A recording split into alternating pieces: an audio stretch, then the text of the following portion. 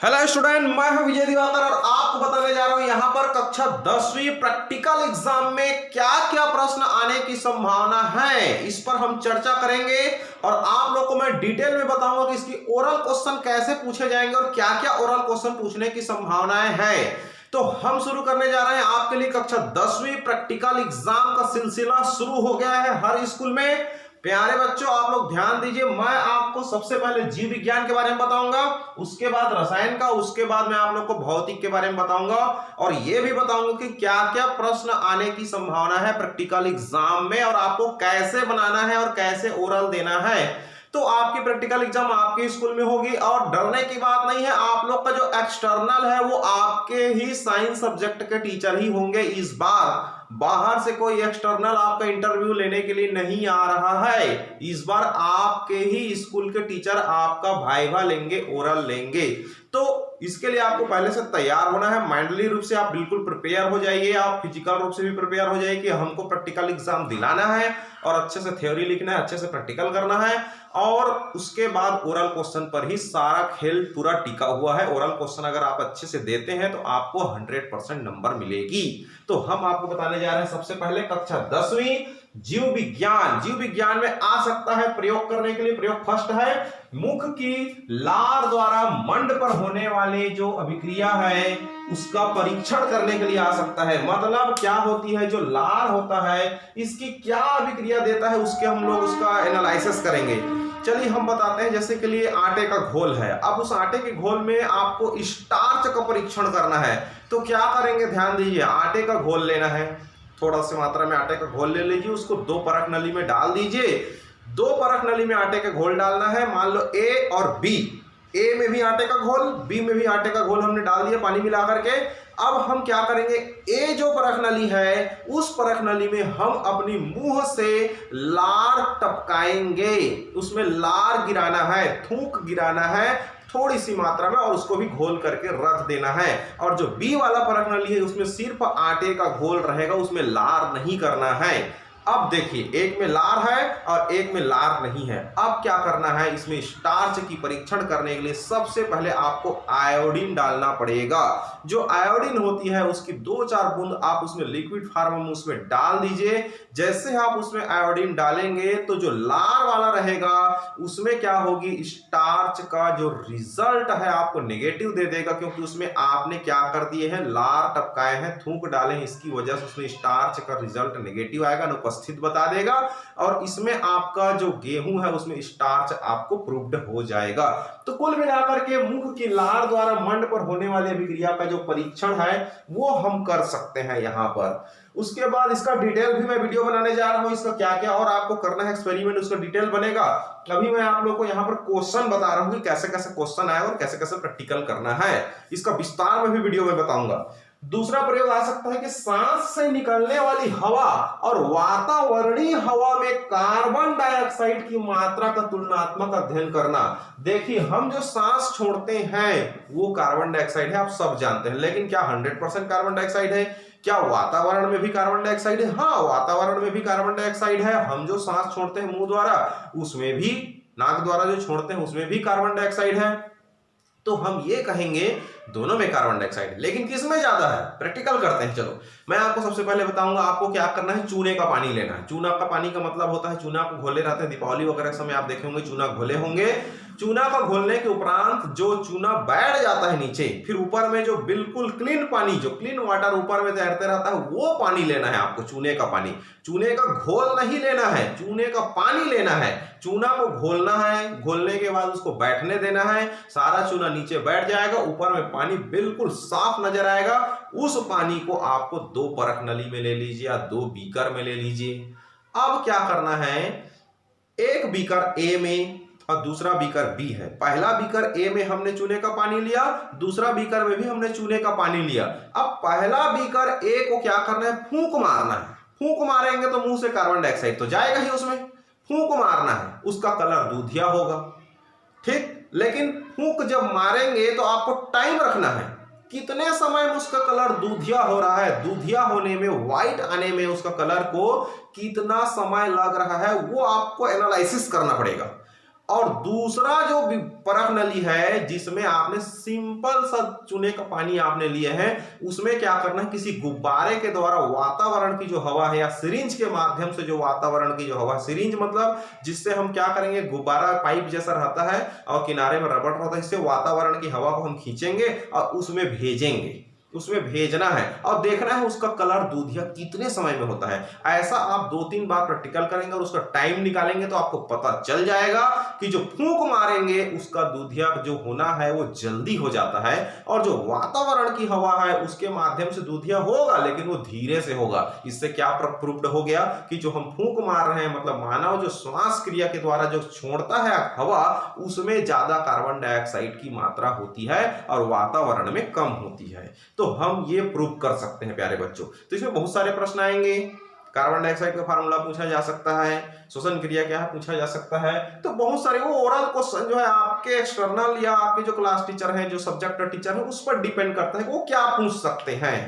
ठीक, चलिए हम यहाँ पर प्रयोग क्रमांक तीसरा की बात करते हैं। यहाँ पर प्रयोग क्रमांक तीसरा है, प्रकाश संश्लेषण की क्रिया में निकलने वाली गैस की पहचान कीजिए। इसका प्रैक्टिकल जो कैसे करना है मैं डिटेल वीडियो बना चुका हूं, आप देख सकते हैं मेरे चैनल पर। अभी मैंने उसका वीडियो अपलोड किया था कि प्रकाश संश्लेषण के लिए हाइड्रेला लेना पड़ता है, तालाब में पाया जाता है एक पौधा, और उस हाइड्रेला को क्या करना है, एक बीकर में लेना है और उसमें आपको क्या करनी है, कीप के माध्यम से थोड़ा से सोडियम बाइकार्बोनेट मिलाकर के धूप में रखना है। तो उसके ऊपर परख नली आपको ढकना है पानी भर के, फिर उसमें से क्या करते हैं, ऑक्सीजन गैस प्रकाश संश्लेषण के द्वारा निकलने लगती है। और उसके अगर उसको निकाल करके उसके मुंह के पास अगर हम लोग ले जाएंगे माचिस की तीली को, तो तेजी से जलने लगता है। इसका डिटेल में बना चुका हूं वीडियो, आप देख सकते हैं।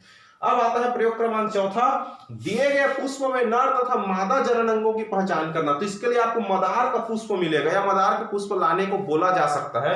तो मदार के पुष्प को क्या करना है, काट करके उसको आपको क्या करना है, दूरबीन से देखना है, सूक्ष्मदर्शी के माध्यम से निरीक्षण करना है, और सूक्ष्मदर्शी के माध्यम से निरीक्षण करने के उपरांत आपको क्या करना है, उसमें पुष्प में नर तथा मादा जनन अंगों की पहचान आपको बताना है। तो ये हो गया, ये 4 प्रैक्टिकल। संभावना है, चांसेस है इसके आने की, चारों सवाल जो है आपकी प्रैक्टिकल एग्जाम में जीव विज्ञान से 4 में से 2 या 1 पूछ सकते हैं। चारों तो नहीं पूछेंगे, 4 में से 2 या 1 पूछ सकते हैं। वैसी केमिस्ट्री में भी पूछेंगे आपको कक्षा 10वीं में रसायन खंड में। पहला प्रयोग है इसका, उदासीनीकरण अभिक्रिया का अध्ययन करें। उदासीनीकरण का मतलब होता है अम्ल और क्षार दोनों आपस में जब रिएक्शन करते हैं तो अम्ल और क्षार की अभिक्रिया से लवण और जल बनती है। इस क्रिया को हम लोग उदासीनीकरण अभिक्रिया करते हैं। जैसे के लिए हाइड्रोक्लोरिक अम्ल प्लस सोडियम हाइड्रोक्साइड, हाइड्रोक्लोरिक एक एसिड है, सोडियम हाइड्रोक्साइड एक क्षार है, दोनों की रिएक्शन से सोडियम क्लोराइड प्लस वाटर बनेगा। तो इस तरह से अम्ल और क्षार की अभिक्रिया से होने वाली अभिक्रिया आपको ओरल क्वेश्चन में पूछे जा सकते हैं, कोई रिएक्शन लिखने के लिए बोला जा सकता है। तो बहुत सारी इसमें प्रश्न आती है। यह है उदासीनीकरण रिएक्शन। जान लीजिए, अम्ल और क्षार दोनों मिल करके एक दूसरे को उदासीन करते हैं और लवण और जल बनाते हैं। इस क्रिया को उदासीनीकरण कहते हैं।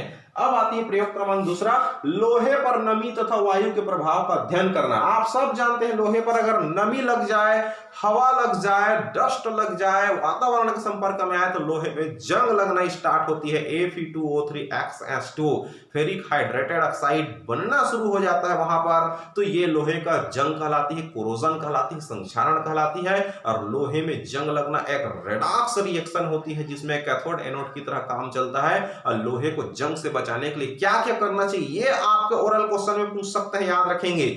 लोहे को जंग से बचाने के लिए आप क्या क्या करेंगे, तो आप पॉलिश करके रखिए, ढक के रखिए, कपड़ा बांध के रखिए, कवर लगा कर रखना है। जैसे लोहे की दरवाजा ग्रिल वगैरह होती है उसको क्या करते हैं, पेंटिंग करते हैं हम लोग, ताकि उसके ऊपर पानी और नमी का प्रभाव कम पड़े।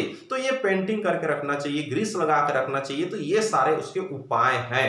तो ये हो गया आपको लोहे पर जंग लगने के बारे में प्रयोग क्रमांक दूसरा।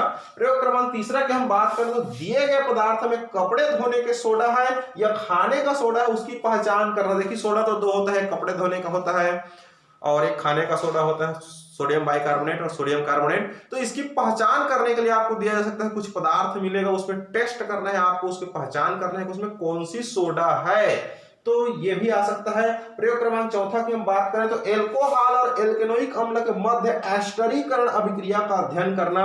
तो ये भी बहुत ही सिंपल रिएक्शन है एल्कोहल और एल्केनोइक अम्ल का। तो ये कठिन प्रश्न प्रैक्टिकल की दृष्टि से है, क्योंकि प्रैक्टिकल तो हुआ नहीं है। तो ऐसा प्रश्न अगर देना चाहे तो दे सकते हैं, लेकिन मेरा अनुभव ये कहता है, मेरा मानना ये कहता है कि अगर ऐसा प्रैक्टिकल अभी स्कूल में कोरोना संकट में तो हुआ नहीं है तो शायद ही देंगे, क्योंकि इसको देंगे तो बच्चे सिर्फ लिखेंगे नकल मार मार के, कॉपी देख के लिखेंगे या पूछ करके लिखेंगे या रट्टा मार के लिखेंगे। तो टीचर भी समझते हैं कि जब प्रैक्टिकल हुआ नहीं है तो ऐसा प्रैक्टिकल देना मुश्किल है या बच्चे बना नहीं पाएंगे, तो सिंपल प्रैक्टिकल दिया जाएगा। लेकिन फिर भी आपको तैयारी में रहना है, क्योंकि एल्कोहल और एल्केनोइक अम्ल के मध्य एस्टरीकरण अभिक्रिया का अध्ययन करना है। एल्कोहल जैसे C2H5OH ethyl alcohol, CH3OH methyl alcohol, C3H7OH propanol या प्रोपिल एल्कोहल कहेंगे, और एल्केनोइक अम्ल RCOOH CH3COH मेथेनोइक अम्ल, एथेनोइक अम्ल, प्रोपेनोइक अम्ल, ब्यूटरिक अम्ल, एसिटिक एसिड, ये सारे को हम लोग एल्केनोइक अम्ल कहेंगे। और इनके मध्य जो एस्टरीकरण, एस्टर बनने की जो प्रोसेस है वो यहां पर बताया जाएगा। अब आती है प्रयोग क्रमांक 5, प्रयोग द्वारा सेल्सियस और फारेनहाइट ताप क्रमों का तुलनात्मक अध्ययन करना है। तो यहां पर सेंटीग्रेड C और फारेनहाइट F ये दोनों जो है तापमापी यंत्र हैं, एक केल्विन भी होता है। तो यहां पर सेल्सियस और फारेनहाइट में जो तापक्रम है, हालांकि ताप छूने से तो सेम प्रतीत होगा। अगर आप कहना चाहिए गर्म पानी को एक हाथ से छुए या दूसरा हाथ डाल के छुए, आपको दोनों हाथ में कोई फर्क नजर नहीं आएगा, उतना ही तापमान बताएगा। लेकिन अगर उसी गर्म पानी में आप सेंटीग्रेड वाला टेम्परेचर डालेंगे और फारेनहाइट वाला आप यंत्र डालेंगे, दोनों यंत्र डालेंगे आप लोग तापमापी को, तो सेंटीग्रेड का नंबर अलग निकलेगा और फारेनहाइट का मापांक अलग निकलेगा, रीडिंग अलग अलग होगा, लेकिन अनुभव जो तापमान है वो तो सेम होगा ना। तो मेरे कहने का मतलब यह सिर्फ नंबर का फर्क रहता है, तुलना करना है कि सेंटीग्रेड में कितना बताता है, फारेनहाइट में कितना बताता है, ताप तो वही रहेगा। तो यह भी पूछा जा सकता है कि सेंटीग्रेड और फारेनहाइट में वह कौन सा ताप है जो सेम रहेगा, तो 40 डिग्री सेंटीग्रेड। इस बात को भी आप लोग ध्यान रखेंगे। तो अब बात करते हैं यहाँ पर, ये हो गया आपका जीव विज्ञान का और ये हो गया रसायन विज्ञान का। अब मैं आप लोग को फिजिक्स के बारे में बताने जा रहा हूँ, उसमें क्या क्या प्रैक्टिकल पूछे जा सकते हैं। प्यारे बच्चों ध्यान से देखते रहिए, और इसका मैं एक्सटर्नल जो पूछ सकता है आपके जो क्लास टीचर हैं ओरल, वो भी मैं बताऊंगा नेक्स्ट वीडियो में। अब चलिए मैं बताता हूँ आप लोग को इसके बारे में, फिजिक्स के बारे में। चलिए बात करते हैं यहाँ पर प्यारे बच्चों भौतिक विज्ञान, कक्षा 10वीं भौतिक विज्ञान का पहला प्रैक्टिकल आपका आ सकता है ओम के नियम का सत्यापन। तो जो ओम का नियम होता है उसका सत्यापन करने के लिए आ सकता है। ये भी प्रैक्टिकल है, ये भी बिना प्रैक्टिकल के आपको समझ में नहीं आएगा कैसे सत्यापन करना है। अगर ऐसा क्वेश्चन आता है तो आपको बहुत ही कष्ट हो सकता है कैसे लिखा जाए, कैसे प्रैक्टिकल किया जाए, क्योंकि स्कूल खुला नहीं है और आप कैसे प्रैक्टिकल करेंगे। तो ओम का नियम होता क्या, मैं थोड़ा बता देना चाहता हूं यहां पर कि जो कोई भी तार है, कोई भी चालक तार है, अगर उसकी भौतिक अवस्था में परिवर्तन ना करें, भौतिक अवस्था में परिवर्तन ना करे का मतलब होता है उसकी लंबाई, मोटाई, उसको ठंडा गर्म कुछ नहीं करना है, ज्यों का त्यों कमरे के ताप पर जस के तस अगर कोई तार है तो उसके सिरों के बीच उसमें बहने वाली जो धारा है उसमें होने वाली विभवांतर के अनुक्रमानुपाती या समानुपाती होती है। तो हम इसको कहेंगे ओम का नियम, और ये भी समानुपाती आई होती है, और भी समानुपाती आई को हटाएंगे तो रेजिस्टेंस आर लग जाते हैं यहाँ पर नियतांक, जो रेजिस्टेंस कहलाती है। तो यहाँ पर हम आपको बता दें ओम का नियम का सत्यापन करने के लिए आ सकता है, मतलब उसके लिए ग्राफ खींचना पड़ेगा आपको। ग्राफ जो है बिल्कुल सीधी रेखा में जाएगी, ग्राफ जो है यही उसको प्रूव्ड करता है। इसका भी मैं डिटेल वीडियो बना दूंगा आपके लिए, आप बिल्कुल निश्चिंत रहिए। और फिलहाल अभी तैयारी कीजिए प्रैक्टिकल एग्जाम का, तो ये क्वेश्चन भी आ सकता है, ओम का नियम पूछा जा सकता है आपके लिए।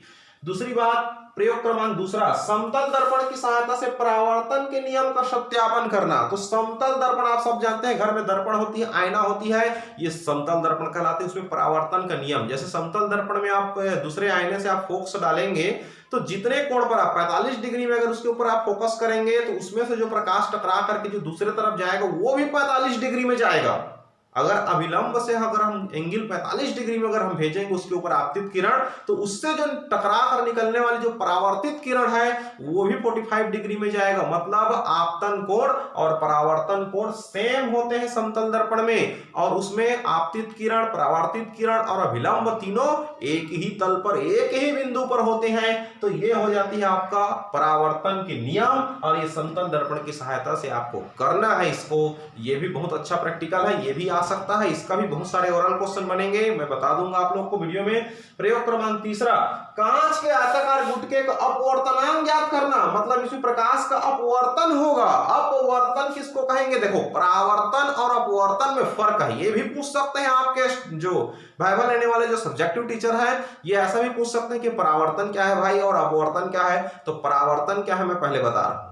जब किसी समतल चिकनी चमकदार सतह पर कोई आपतित किरण टकराता है किसी भी माध्यम में, एक माध्यम से निकल करके जब वह किसी चमकदार चिकनी सतह पर पॉलिश किया हुआ जगह पर या दर्पण में जब वो टकराता है, आपतित होता है, तो वह टकरा करके अपने ही माध्यम में, उसी माध्यम में वापस लौट जाती है। जैसे मेरा हाथ एक दर्पण है, इसमें एक आपतित किरण जा रहा है तो ये टकरा करके इधर अपने ही माध्यम में वायु से आया और टकरा के वायु में ही वापस लौट जाएगा दर्पण में, तो हम कहेंगे ये घटना प्रकाश का परावर्तन है। और अपवर्तन क्या है? तो अपवर्तन के लिए क्या करना पड़ेगा? कांच का गुटका या पानी क्या होती, बाल्टी में पानी भर दीजिए, उसमें जब सूर्य प्रकाश जाती है तो पानी के अंदर चला जाता है प्रकाश। यह कांच है जिसके आर पार देखा जा सकता है, तो उसमें प्रकाश जो है आर पार हो जाती है। जब प्रकाश पार होता है, एक माध्यम से दूसरे माध्यम में जाती है, वायु से कांच के अंदर जाएगी, तो प्रकाश का जो मार्ग है वो विचलित हो जाता है, मुड़ जाता है, थोड़ा सा उसकी गति में परिवर्तन आ जाता है। ये घटना कहलाती है प्रकाश का अपवर्तन। और इसके लिए किसी माध्यम को अपवर्तनांक जानने के लिए एक सूत्र होता है, प्रकाश का अपवर्तनांक बराबर माध्यम में अपवर्तनांक भागित उसका जिस माध्यम में जा रहा है, उसके लिए हम लोग उसका कोण निकालते हैं स्नेल के नियम से, तो म्यू बराबर हो जाती है sine i upon sine r. ये स्नेल का नियम है, ये भी पूछा जा सकता है, इसका भी मैं किसी दिन डिटेल वीडियो बना दूंगा ताकि आपको और ज्यादा समझ में आ जाए। चलिए फिलहाल नेक्स्ट प्रैक्टिकल आ सकता है आपका, एक पिन विधि द्वारा अवतल दर्पण की फोकस दूरी ज्ञात करना। अवतल दर्पण क्या होती है? ऐसा दर्पण जो गड्ढा होता है, थोड़ा गड्ढा मतलब धंसा हुआ रहता है, कहना चाहिए वो अवतल है, और जो उभरा होता है वो क्या है? उत्तल दर्पण है। तो जो अवतल दर्पण इसकी फोकस दूरी आपको पता करना है, तो फोकस दूरी किसको कहेंगे? ध्रुव और फोकस बिंदु के बीच की दूरी को फोकस दूरी कहते हैं। लेकिन फोकस दूरी क्या होती है? तो वक्रता त्रिज्या का आधा होता है। तो इसका भी प्रैक्टिकल आपको दिया जा सकता है प्रश्न, ये भी आप लोग को बनाना पड़ सकता है। फोकस दूरी क्या है पूछ सकते हैं, फोकस दूरी का फार्मूला पूछ सकते हैं। फोकस दूरी F बराबर R/2 मतलब वक्रता त्रिज्या का आधा, ये भी आपको पूछा जा सकता है, और ये प्रैक्टिकल कक्षा 12वीं में भी होता है। चलिए अब बता दें आपको प्रयोग क्रमांक 5वां, दंड चुंबक की उत्तरी ध्रुव को भौगोलिक उत्तर की ओर रखकर बल रेखा खींचना है और उदासीन बिंदु को ज्ञात करना है। जो दंड चुंबक होती है, जो घनाभाकार होती है दंड चुंबक, उसके उत्तरी ध्रुव को कहां रखना है? भौगोलिक उत्तर की ओर रखना है, उत्तर दिशा की तरफ ही उसको रखना है। और आपको चुंबकीय सुई की सहायता से क्या करनी है? बल रेखा खींचना है। तो ये जो चुंबकीय सुई की सहायता से आप जो बल रेखा खींचेंगे, अब इसके माध्यम से आपको चुंबकीय क्षेत्र पता चलेगा और आपको एक ऐसा बिंदु प्राप्त होगा जहां पर चुंबकीय क्षेत्र बिल्कुल 0 रहेगा, तो हम कहेंगे उस बिंदु को उदासीन बिंदु। तो चुंबक के बारे में प्रश्न पूछा जा सकता है कि चुंबक किससे बनता है, तो हम आपको बता दें निकिल से बनती है चुंबक, जो है लोहे निकिल वगैरह सब चीज जो मुख्य जो मेन धातु होता है उससे चुंबक बनती है, कहनी चाहिए। चुंबक का गुण पूछा जा सकता है, क्या क्या गुण है उसके, क्या खासियत है। तो चुंबक को अगर हम स्वतंत्रता पूर्वक लटका दें दंड चुंबक को, तो वह हमेशा जब ठहरेगा तो उत्तर और दक्षिण दिशा में ही वो ठहरता है। चुंबक है मान ली जाए, इसको हम स्वतंत्रता पूर्वक लटका देंगे तो ये उत्तर और दक्षिण दिशा में, या ऐसा उत्तर दक्षिण है आपके एरिया में, तो उसी दिशा में वो ठहरती है। चुंबक के 2 ध्रुव होते हैं N और S, नॉर्थ पोल और साउथ पोल, 2 पोल होते हैं। अगर हम चुंबक को बीच से काट दें तो नॉर्थ और साउथ अलग नहीं होते, दोनों टुकड़ा में फिर से NS बन जाती है, अलग अलग ध्रुव कभी अलग नहीं होते, याद रखेंगे। अगर हम उसको 10 टुकड़ा भी कर देंगे, चाहे 50 टुकड़ा कर देंगे, तो अपने आप में वो पूर्ण चुंबक रहेगा। हर टुकड़ा उसके दोनों ध्रुव को अलग नहीं किया जा सकता। चुंबकीय बल रेखा एक दूसरे को कभी नहीं काटती, क्योंकि जहां काटेगी वहां पर 2 स्पर्श रेखा खींच सकते हैं, अर्थात 2 बल की दिशा बनेगा, जो कि असंभव है, प्रकृति के नियम के विपरीत हो जाएगी। चुंबक हमारे दैनिक जीवन में बहुत काम आती है, ट्रांजिस्टर से लेकर के एक रेडियो से लेकर के टीवी से लेकर के डीजे बॉक्स से लेकर के आपका जो बिजली बन रही है, जहां पर पावर हाउस है वहां पर काम आ रही है, आपके सैटेलाइट तक चुंबक का प्रयोग होता है। चुंबक के आविष्कार से, मैग्नीशियम में हुआ चुंबक, इसके खोज करने वाले वैज्ञानिक है थेल्स ऑफ मिलेटस। याद रखेंगे प्यारे बच्चों, थेल्स ऑफ मिलेटस ने चुंबक की खोज किया था मैग्नीशिया शहर में, इसलिए उसका नाम इंग्लिश में मैग्नेट पड़ा है, जो लोहे के पदार्थों को क्या करता है, अपनी ओर आकर्षित करता है। तो ये जो चुंबक जब से बना है तब से दुनिया में क्रांतिकारी, बिल्कुल नया टेक्नोलॉजी का आगाज हो गया, नया क्रांतिकारी उदय हो गया कहना चाहिए। बिल्कुल चुंबक जैसे ही आया हमारा दुनिया टेक्नोलॉजी में बदल गया। तो ये भी बहुत अच्छा सवाल है, भी पूछा सकता है। प्रयोग क्रमांक 6 की बात करें यहाँ पर, तो दंड चुंबक के उत्तरी ध्रुव को भौगोलिक दक्षिण की तरफ रखना है आपको, और बल रेखा खींचना है और उदासीन बिंदु ज्ञात करना। तो यहाँ पर जो दंड चुंबक है उसके उत्तरी ध्रुव को आपको दक्षिण की तरफ रखना है। उसके बाद आपको बल रेखा खींचना है चुंबकीय सुई की सहायता से। चुंबकीय सुई आप लोग प्रैक्टिकल किए होंगे, कक्षा 9वीं वगैरह में अपने बड़े भाई को प्रैक्टिकल करते हुए आप लोग देखे होंगे स्कूल में। तो इस साल तो स्कूल में प्रैक्टिकल हो नहीं पाया, तो आप लोग चुंबकीय सुई बहुत कम लोग देखे होंगे, और जो जानते भी होंगे, देखे भी होंगे, सौभाग्यशाली हैं। चुंबकीय सुई इतना बड़ा एक छोटा डब्बा होता है कहना चाहिए, गोल होती है, उसमें एक चुंबक होता है, चुंबक लटका होता है एक धुरी में, और वो चुंबक जो है हमेशा उत्तर और दक्षिण दिशा में ठहरता है। बिल्कुल वो चुंबकीय सुई इतनी इंपॉर्टेंट है कि कहना चाहिए समुद्र में अगर आप नाव के अंदर, अगर आप शिप के अंदर सवार हो और आपको दिशा का ज्ञान नहीं है, तो उस चुंबकीय सुई के माध्यम से आप पता लगा सकते हैं आपको कौन सी डायरेक्शन में जाना है, किस तरफ जाना है, वो भी आप पता लगा सकते हैं। तो बड़े बड़े वैज्ञानिक जो है कहना चाहिए जो जंगल में दिशा का पता लगाते हैं, या आर्मी लोग जो है जंगल में दिशा का पता लगाते हैं, वो चुंबकीय सुई के माध्यम से पता लगाते हैं। तो ये भी बहुत बड़ा योगदान है हमारे टेक्नोलॉजी के क्षेत्र में। तो आज की वीडियो में हमने आपको बताया कि जीव विज्ञान में क्या आएगा, फिजिक्स में क्या आएगा, केमिस्ट्री में क्या आएगा, बहुत सारे प्रश्न प्रैक्टिकल के बारे में हमने बताया। तो प्यारे बच्चों, ऐसे सवाल का आप तैयारी कीजिए, आपके पाठ्य पुस्तक जो बुक है उसमें मिल जाएगी, इन सब का डिटेल मिल जाएगा, उसको अच्छे से आप लोग स्टडी कीजिए। और कांग्रेचुलेशन, बेस्ट आप लोग, आपकी प्रैक्टिकल एग्जाम अच्छे से बने, और फिर उसके बाद आप ओरल दिलाएंगे आप स्कूल में कहना चाहिए, और उसका नंबर जो है वेबसाइट में डाला जाएगा आपके लिए, ताकि वो माध्यमिक शिक्षा मंडल के पास पहुंच सके और ये नंबर आपकी बोर्ड परीक्षा में जुड़ सके। दूसरी बात मैं आप लोग को जानकारी देना चाहूंगा, इस बार की असाइनमेंट आपको 3 असाइनमेंट दिलाना जरूरी है। ये गवर्नमेंट की ओर से निर्धारित हो गया है, पहले 4 था, अब 3 कर दिया गया है। कम से कम 3 असाइनमेंट आपको नंबर भेजना है। इसमें एक चीज खासियत है, अगर 3 भेजना है, अगर आप 3 भेज चुके हैं, अब नहीं करना है, अगर ऐसा सोचेंगे तो आप धोखे खा जाएंगे। मैं आपको बता देता हूं, उसमें साफ लिखा है कि अगर 4 या 5 या 6 असाइनमेंट जमा किए है कोई बच्चा, तो जिसमें सबसे ज्यादा नंबर मिला है उसी असाइनमेंट के नंबर को बोर्ड परीक्षा में जोड़ा जाएगा, जो मार्क शीट बनेगा उसमें। तो आप 6 के 6 असाइनमेंट को अटेंड कीजिए, ताकि जिसमें आपको ज्यादा नंबर मिलेगा उसी नंबर को क्या किया जाएगा, आपके मार्क शीट में जोड़ा जाएगा। इसलिए आपको सभी असाइनमेंट अटेंड करना जरूरी है। हो सकता है कि इसमें आपको ज्यादा नंबर मिल जाए, तो मैं आपको जानकारी आपके लिए शेयर कर दिया हूं। आप लोग ध्यान रखेंगे, अपने 5 मित्रों को भी फॉरवर्ड कीजिए, कम से कम सब तक ये जानकारी पहुंचे और सब लोग अच्छे से प्रैक्टिकल एग्जाम दिला सकें। नेक्स्ट वीडियो में मैं आप लोग को हर सब्जेक्ट का मोस्ट इंपॉर्टेंट क्वेश्चन का भी वीडियो बताऊंगा। इसके लिए आप मुझे कमेंट बॉक्स में लिख करके जरूर पूछिएगा कि किस सब्जेक्ट का आपको इंपॉर्टेंट क्वेश्चन चाहिए, वो आपको मैं दे दूंगा। और बहुत सारे वीडियो बना चुका हूं, आपका गणित का बन चुका है, विज्ञान का बन चुका है, सामाजिक अध्ययन का बन चुका है, मोस्ट इंपॉर्टेंट क्वेश्चन का वीडियो बन चुका है, जो आपकी परीक्षा में इस साल आने की संभावना है। अब कुछ ही समय के पश्चात इंग्लिश का बोर्ड परीक्षा में आने लायक सुपर मोस्ट एमपी क्वेश्चन का वीडियो में डालने जा रहा हूं, अंग्रेजी का। ध्यान रखिएगा, इसके लिए आप चैनल को सब्सक्राइब करके बेल आइकन दबा के रखिए और हमारे चैनल को देखते रहिए। साथ ही हमारे चैनल के वीडियो प्लेलिस्ट में जाइए, वहां पर हर सब्जेक्ट का डिटेल में मैंने गणित को समझाते हुए, विज्ञान को समझाते हुए पिछले 5 साल की बोर्ड परीक्षा के जितने भी प्रश्न हैं उसका डिटेल वीडियो डाल दिया हूं, ताकि आप उसको देखकर समझकर आप अपने बेहतरीन रिजल्ट ला सकते हैं प्यारे बच्चों। Thank you so much.